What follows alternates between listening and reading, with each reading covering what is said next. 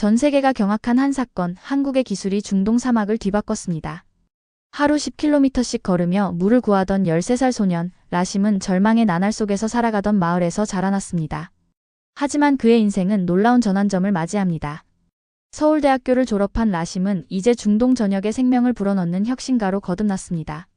단 한 방울의 물에서 시작된 기적이 어떻게 2천만 명의 생명을 구하는 변화로 이어졌을까요? 사우디아라비아 정부가 직접 수여한 물 혁신상의 비밀은 무엇이었을까요?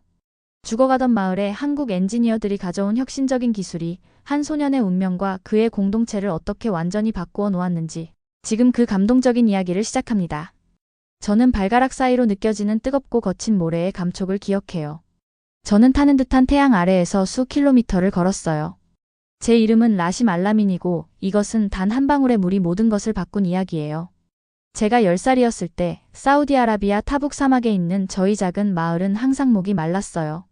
매일 아침 해가 뜨기 전에 저는 저희 가족의 큰 플라스틱 용기 2개를 들고 마을 우물로 가는 긴 여정을 시작했어요. 가는데 10km, 돌아오는데 10km. 단지 저희 가족이 하루 더 살아남을 수 있는 충분한 물을 가져오기 위해서였어요.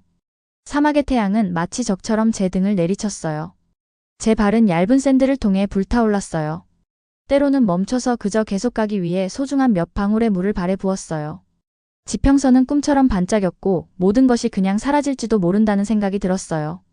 라심, 오늘은 조심해. 어머니는 매일 아침 저에게 말씀하셨어요. 제 스카프를 조정해서 저를 가혹한 태양으로부터 보호해 주셨어요. 우물이 점점 낮아지고 있어. 우리가 필요한 만큼만 가져와. 어머니는 저에게 상기시킬 필요가 없었어요. 저희 마을의 모든 사람들은 그 끔찍한 진실을 알고 있었어요. 저희의 소중한 우물이 말라가고 있다는 것을요. 매일 물 수위는 저희의 희망처럼 점점 더 낮아졌어요. 저는 아버지의 얼굴에 있는 걱정의 주름이 매주 더 깊어지는 것을 지켜봤어요. 특히 더웠던 2008년의 어느 날, 저는 다른 마을 사람들보다 먼저 우물에 도착했어요. 저는 제 양동이를 어둠 속으로 내려보냈고 물에 닿았다는 것을 알려주는 첨벙하는 소리를 기다렸어요. 하지만 그날 첨벙하는 소리가 너무 빨리 들렸고 제가 양동이를 끌어올렸을 때 저는 바닥에 진흙 찌꺼기만 발견했어요. 제 마음은 그 양동이보다 더 빨리 가라앉았어요. 그 진흙은 악취가 났고 실제 물의 몇 방울은 마치 죽어가는 별처럼 햇빛을 받았어요. 어떻게 더러운 물만 가지고 집에 돌아갈 수 있을까요?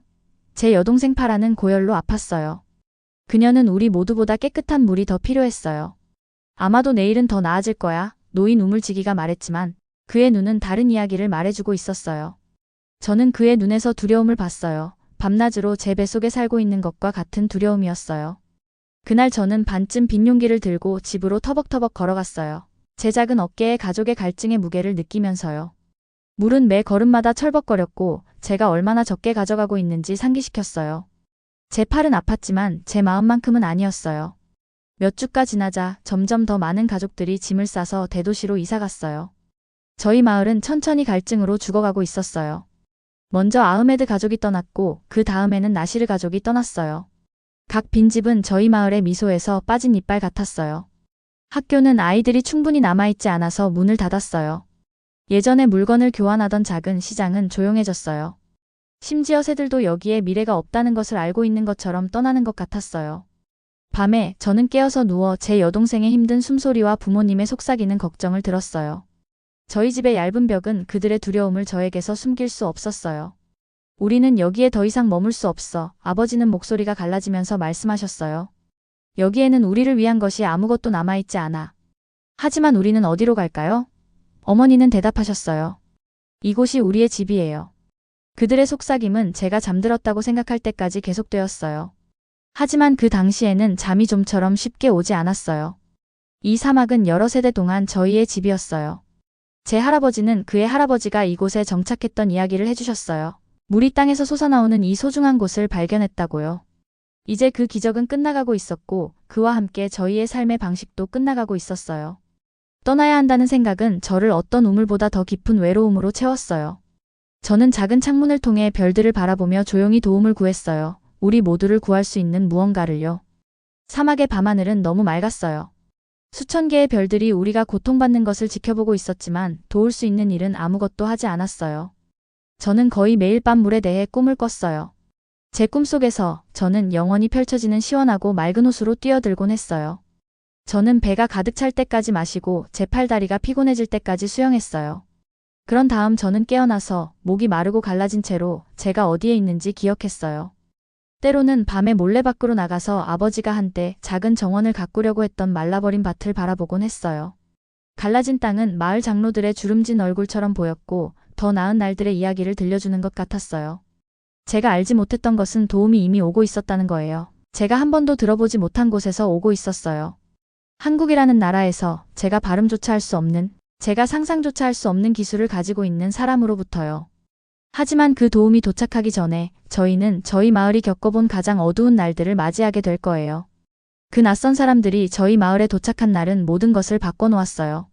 저는 우물에서 반쯤 빈 물통을 들고 돌아오고 있을 때 그 울림 소리를 들었어요. 처음에는 천둥 소리인가 싶었어요. 비가 거의 오지 않는 곳이었지만요.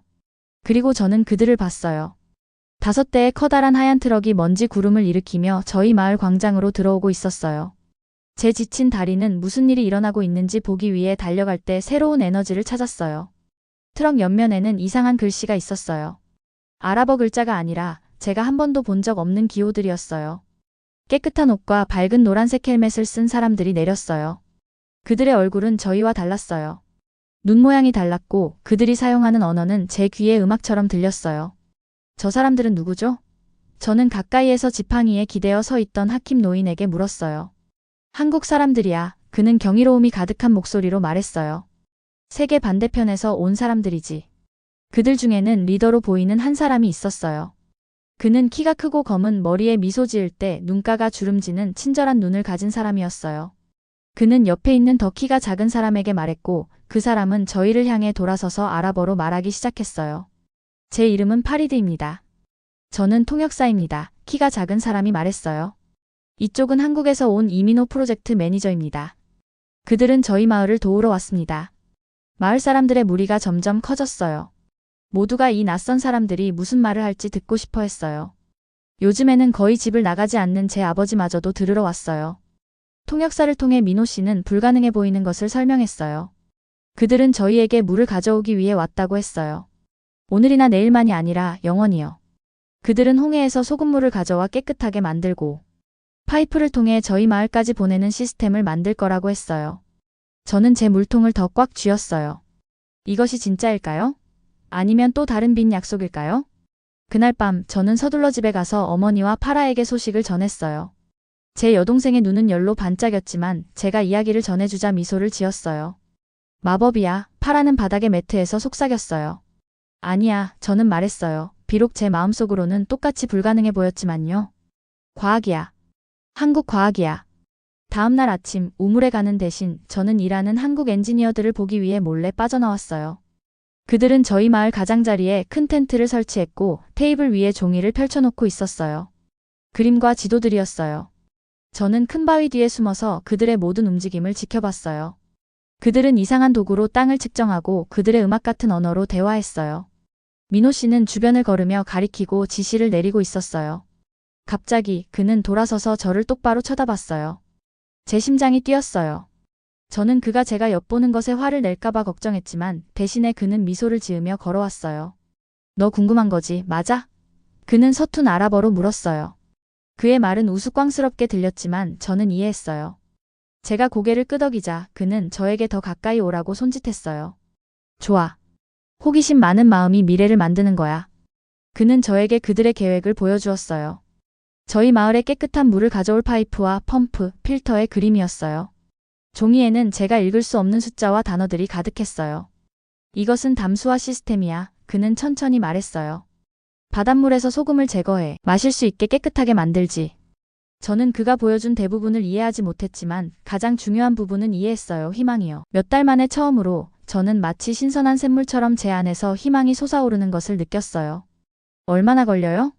저는 그림을 가리키고 그 다음 저희 마을을 가리키며 물었어요. 3달, 그는 세 손가락을 들고 대답했어요.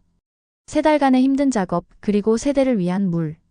매일 물을 구하기 위해 10km를 걸어온 소년에게 3달은 영원처럼 길게 느껴졌어요. 하지만 민호 씨가 미소 지을 때 저는 그를 믿었어요. 다음 몇 주는 제가 한 번도 본 적 없는 것 같았어요. 더 많은 트럭이 도착했고 거대한 파이프와 기계, 심지어 더 많은 작업자들까지 데려왔어요. 그들은 저희 마을 외곽에 밤새 불이 켜져 있는 캠프를 세웠어요. 그들은 교대로 일했기 때문에 작업이 결코 멈추지 않았어요. 때때로 제가 잠들 수 없을 때 저는 저희 집의 평평한 지붕에 올라가서 그들의 기계, 전조등이 어둠을 가르는 것을 지켜봤어요. 각각의 빛의 섬광, 각각의 먼 울림은 저희가 물에 더 가까워지고 있다는 것을 의미했어요. 저희 마을은 다시 활기를 띠었어요. 떠나려고 짐을 쌌던 사람들이 머물기로 결정했어요. 아이들은 막대기를 측정 도구로, 돌을 헬멧으로 사용하며 한국 엔지니어 놀이를 했어요. 매일 물을 길어오는 일이 끝나면 저는 공사 현장을 방문했어요. 민호 씨는 저를 기다리기 시작했고 그들이 무엇을 하고 있는지 몇 분 동안 설명해주곤 했어요. 그는 제가 그저 아이임에도 불구하고 제 질문을 존중해 주었어요.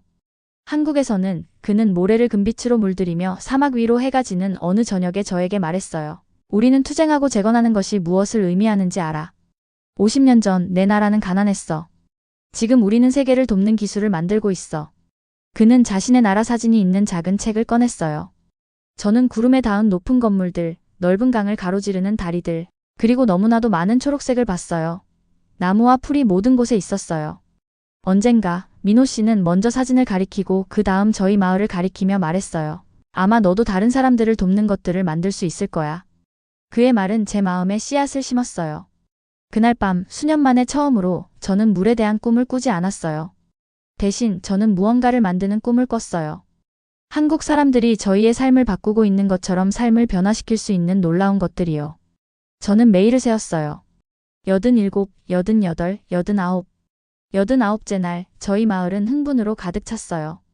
오늘은 한국 사람들이 물이 흐를 거라고 약속한 날이었어요. 태양은 뜨겁고 밝게 떠올랐어요. 저희 사막의 다른 어느 날처럼요. 하지만 이날은 다른 날과 같지 않았어요. 이날은 모든 것이 바뀔 날이었어요. 오전 중반쯤 모든 사람들이 중앙광장에 모였어요. 한국 사람들은 그곳에 아름다운 석조 분수를 지었지만 그것은 비어있고 말라 있었어요. 홍해까지 뻗어있는 그 파이프를 통해 정말로 물이 오게 될까요? 노인들 중 많은 사람들이 의심스러워하며 고개를 저었어요. 내 눈으로 봐야 믿을 거야. 하킴 노인은 지팡이에 기대어 중얼거렸어요. 아버지는 제 어깨에 손을 얹으셨어요. 설령 작동하지 않더라도 라심 그들은 노력했어. 그것만으로도 의미가 있단다. 저는 아버지에게 작동할 거라고 말하고 싶었어요. 저는 민호 씨와 그의 팀이 모든 연결 부분을 확인하고 모든 펌프를 테스트하는 것을 지켜봤어요. 하지만 그 말은 제 목에 걸렸어요. 제가 틀리면 어떡하죠? 정오정각에 민호 씨는 앞으로 나섰고 그의 노란 헬멧은 태양 아래 반짝였어요. 그의 팀은 그 뒤에 서 있었고 그들의 얼굴은 진지했지만 눈은 흥분으로 반짝였어요. 완전히 놀랍게도 민호 씨는 제 이름을 불렀어요. 라심. 그의 목소리는 광장 전체에 울려 퍼졌어요. 이리 와줘, 부탁해. 제가 군중을 뚫고 걸어갈 때 제 다리는 젤리처럼 느껴졌어요. 모두가 저를 지켜보고 있었어요. 어머니는 숨을 들이켰어요. 몇 달 만에 더 건강해 보이는 파라는 손뼉을 쳤어요. 민호 씨는 큰 금속 바퀴 옆에 서 있었어요. 주요 수도관을 열 밸브였어요. 그는 저에게 미소를 지으며 밸브를 가리켰어요. 네가 우리를 도왔어. 그는 서툰 아랍어로 말했어요. 너는 지켜봤어. 배웠어. 이제 내 사람들에게 물을 가져오는 걸 도와줘. 제가 밸브에 손을 뻗을 때 제 손은 떨렸어요. 민호 씨는 그의 더 큰 손을 제 손 위에 올렸어요. 함께 그가 말했어요. 하나, 둘, 셋. 저희는 온 힘을 다해 밀었어요. 밸브는 뻣뻣했지만 천천히 돌아가기 시작했어요. 끔찍한 순간 동안 아무 일도 일어나지 않았어요. 분수는 여전히 말라 있었어요. 제 마음은 가라앉았어요. 그때 저는 그것을 들었어요. 파이프 깊은 곳에서 나는 꾸르륵거리는 소리였어요.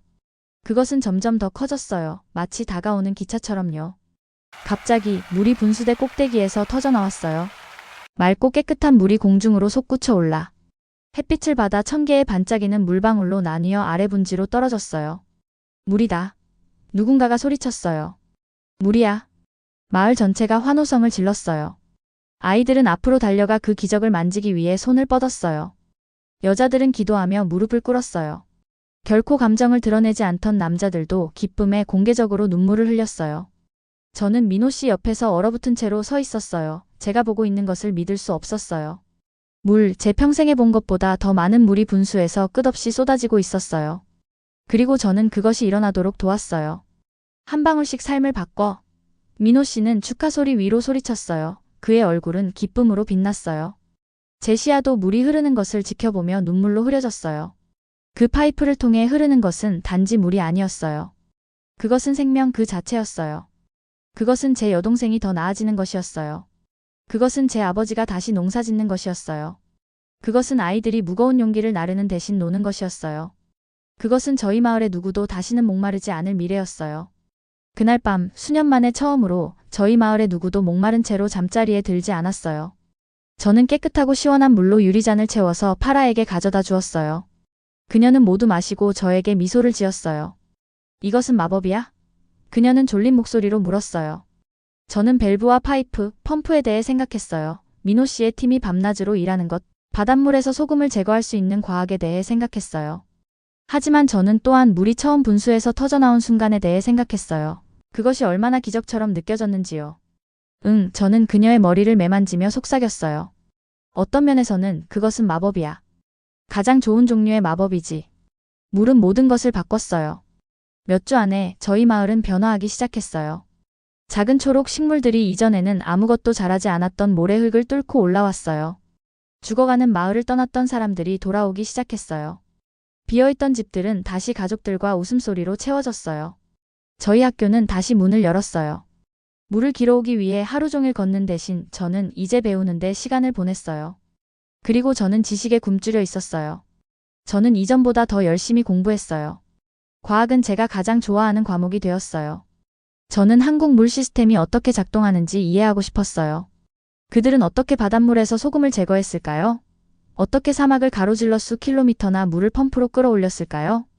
어떻게 그것이 깨끗하게 유지되도록 했을까요? 한국팀은 시스템을 유지하기 위해 몇 명의 작업자들을 남겨두었어요.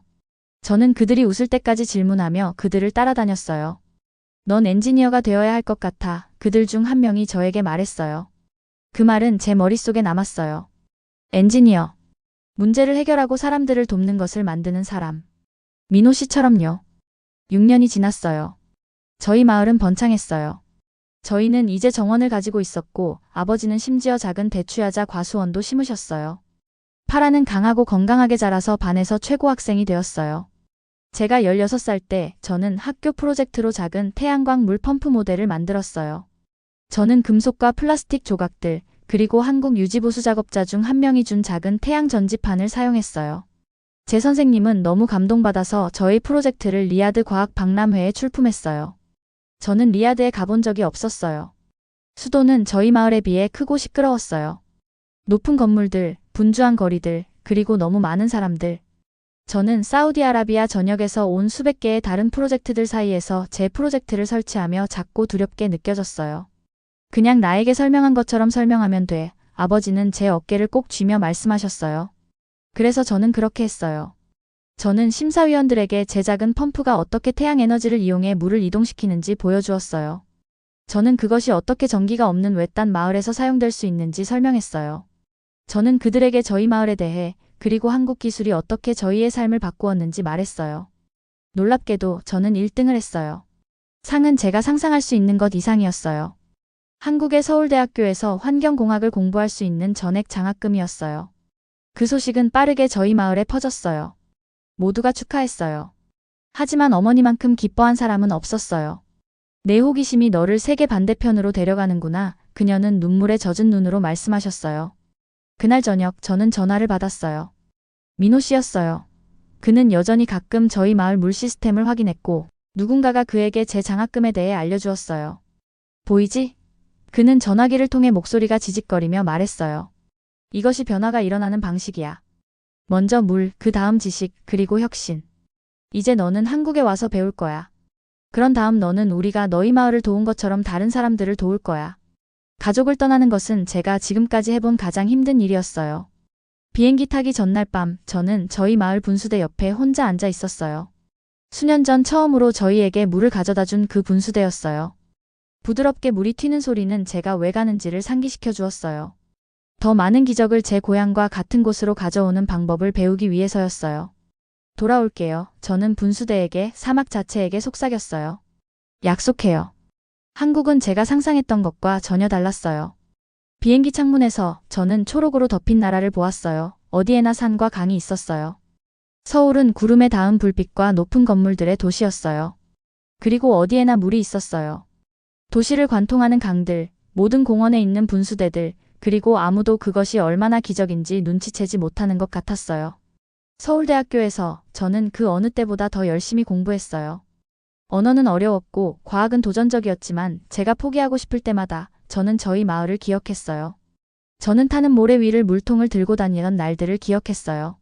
저는 파라의 열병, 그리고 물이 처음으로 저희 분수대에서 터져나왔을 때의 소리를 기억했어요. 그 기억들은 가장 힘든 날에도 저를 계속 나아가게 했어요. 한국에서 4년간의 열심히 공부한 후 저는 마침내 환경공학 학위를 받았어요. 졸업식 날 저는 검은 가운을 입고 당당히 서서 제 졸업장을 들고 있었어요. 제 한국인 친구들은 박수를 치고 환호했지만 제 마음속으로는 오직 한 곳만 생각하고 있었어요. 고향이요. 언제 사우디아라비아로 돌아갈 거예요? 제가 가장 좋아하는 교수님이 졸업 파티에서 물으셨어요. 내일이요. 저는 주저없이 대답했어요. 그는 미소 지으셨어요. 대부분의 학생들은 서울에 남아 큰 회사에서 일하고 싶어 하는데. 하지만 당신은 아니군요. 제 마을이 저를 필요로 해요. 저는 간단히 말했어요. 처음 마을을 떠난 지 8년 만에 저는 사우디아라비아로 돌아왔어요. 비행기 창문에서 저는 한국의 푸른 산들이 끝없는 황금빛 사막으로 바뀌는 것을 지켜봤어요. 제 심장은 흥분으로 빠르게 뛰었어요. 저는 물을 나르던 소년 라심으로 돌아오는 것이 아니었어요. 저는 라심 알라민 박사 환경공학자로 돌아오고 있었고 새로운 종류의 물 시스템을 위한 계획들이 제 가방에 안전하게 들어 있었어요. 제 가족은 공항에서 저를 맞이했어요. 아버지의 머리카락은 회색으로 변했지만 그의 눈은 여전히 자부심으로 빛났어요. 어머니는 저를 너무 꽉 껴안아서 제가 거의 숨을 쉴 수 없을 정도였어요. 이제 아름다운 젊은 여성이 된 파라는 대학 계획에 대해 이야기하는 것을 멈출 수 없었어요. 네가 이 모든 것을 시작했어. 아버지는 집으로 가는 차 안에서 말씀하셨어요. 수년 전 네가 그 밸브를 열었을 때 너는 단지 우리 마을에 물을 가져온 것이 아니야. 너는 우리 모두를 위한 문을 열었어. 저희 마을은 너무 많이 변해서 저는 거의 알아보지 못했어요. 하나뿐이었던 분수대는 상점들과 작은 시장이 있는 제대로 된 마을 광장이 되었어요. 어디에나 정원이 있었고 심지어 작은 진료소도 있었어요. 예전에는 모래만 있었던 곳에서 아이들이 축구를 하고 놀았어요. 하지만 그 모든 것의 중심은 여전히 광장의 분수대였어요. 우리 모두를 구한 선물이 여전히 흐르고 있었어요. 저는 그 앞에 서서 첫날 밸브를 돌리는 것을 도왔던 그 마른 소년을 기억했어요. 다음 날 아침 저는 저희 부엌 테이블에 제 계획들을 펼치고 아버지에게 설명했어요. 한국 시스템은 좋아요. 저는 말했어요. 하지만 너무 많은 에너지를 사용해요. 제 디자인은 사막의 태양을 이용해 대부분의 과정에 전력을 공급해요. 운영비가 더 저렴하고 고장났을 때 수리하기가 더 쉬울 거예요. 제 새로운 학위와 교수님들의 추천으로 저는 한국 기업들과 사우디 정부 모두로부터 제 디자인을 건설하기 위한 자금을 확보했어요. 저희는 성장하는 마을에 더 많은 물을 공급하기 위해 원래 시스템 옆에 그것을 설치할 예정이었어요. 건설은 다음 달에 시작되었어요. 저는 저희 마을에서 많은 일꾼들을 고용했고 저희가 건설하는 동안 그들에게 새로운 기술을 가르쳤어요. 일은 힘들었지만 매일 저는 수년 만에 더 생생하게 살아있는 느낌이 들었어요. 이것은 단지 직업이 아니었어요. 이것은 제 목적이었어요. 6개월간의 작업 끝에 새 시스템을 가동할 날이 왔어요. 중요한 사람들이 행사를 위해 도착했어요. 정부 관료들, 기업 임원들, 심지어 텔레비전 카메라까지요. 하지만 제가 군중 속에서 찾은 얼굴들은 제 가족과 저와 함께 목마름에 힘든 시간을 나눴던 마을 사람들의 얼굴이었어요. 그리고 조용히 뒤에 서 있는 이제는 더 나이가 들었지만 여전히 친절한 눈을 가진 민호 씨가 있었어요. 그는 이 순간을 위해 한국에서 멀리 왔어요. 제가 그를 알아차린 것을 보고 그는 작은 손짓과 큰 미소를 지었어요.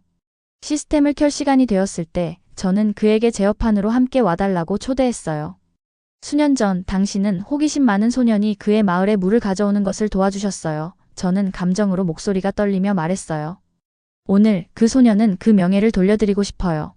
그가 저에게 했던 것처럼 저는 그의 손을 스위치로 인도했어요. 군중이 조용해졌어요. 함께요, 저는 말했어요. 하나, 둘, 셋. 저희는 시스템을 작동시켰고 컴퓨터 화면은 새로운 파이프를 통해 물이 흐르는 것을 보여주는 초록색 지시등으로 밝아졌어요. 군중은 환호성을 질렀어요. 제가 여기까지 오게 된 여정을 생각하자 눈물이 제 눈을 가득 채웠어요. 목마른 소년에서 그의 사람들에게 물을 가져오는 엔지니어로요. 민호 씨는 제 손을 꽉 잡았어요. 원이 완성되었어요. 그가 말했어요. 당신은 제가 물을 가져오는 것을 지켜본 소년이었어요. 이제 제가 당신이 더 나은 물을 가져오는 것을 지켜봐요. 그날 저녁 나중에 군중이 떠난 후 민호 씨와 저는 원래의 분수대 옆에 앉아서 사막 하늘에 별들이 하나씩 나타나는 것을 지켜봤어요. 오래전에 내가 당신에게 말했던 것을 기억해요? 그가 물었어요. 한국의 역사에 대해서요? 저는 고개를 끄덕였어요. 50년 전 한국은 가난했지만 당신들은 재건하고 다른 사람들을 도울 만큼 강해졌다고요. 그리고 이제 당신을 보세요. 그는 하루의 마지막 빛 속에서 반짝이는 새로운 태양 전지판을 가리키며 말했어요. 사우디와 한국의 지식이 결합되었어요. 어느 하나보다 더 나아요. 그의 사우디 정부는 저에게 물 혁신상을 수여했어요. 제가 그것을 받았을 때 물 한 방울이 그리고 다른 나라에서 온 단 하나의 친절한 행동이 어떻게 제 삶뿐만 아니라 전체 공동체의 삶을 바꾸었는지에 대해 이야기했어요. 오늘날 제 디자인은 사우디아라비아, 요르단, 이집트 전역의 마을에서 사용되고 있어요. 제가 계속해서 배우고 기술을 개선함에 따라 각 새로운 시스템은 이전보다 더 나아져요. 하지만 제가 얼마나 멀리 여행하거나 얼마나 많은 새로운 시스템을 설계하든 저는 항상 제 마을로 돌아와요. 저는 모든 것을 시작한 분수대 옆에 앉아서 근처에서 노는 아이들을 지켜봐요. 목마름을 모르는 아이들, 물을 길어오기 위해 10km를 걸어야 했던 적이 없는 아이들, 사막 하늘만큼 큰 미래를 꿈꿀 수 있는 아이들이요. 그리고 때때로 빛이 물에 딱 맞게 비출 때 저는 제 삶을 바꾼 말을 기억해요. 한 방울씩 삶을 바꿔요. 저에게 그 한 방울은 물이었어요. 다른 사람에게는 그것이 지식이거나 친절함이거나 기회일 수 있어요. 하지만 그것이 오래전에 저희 마을에 온 한국 사람들에게서 배운 기적이에요. 때때로 가장 작은 것들이 관심과 열심히 일하는 것으로 곱해져서 세상을 변화시킬 수 있다는 것이요. 오늘의 사연은 여기까지입니다. 앞으로도 계속해서 놀라운 이야기로 찾아오겠습니다. 구독과 좋아요, 알림 설정 꼭 부탁드립니다. 다음 이야기도 많이 기대해주세요. 오늘도 시청해주셔서 감사합니다.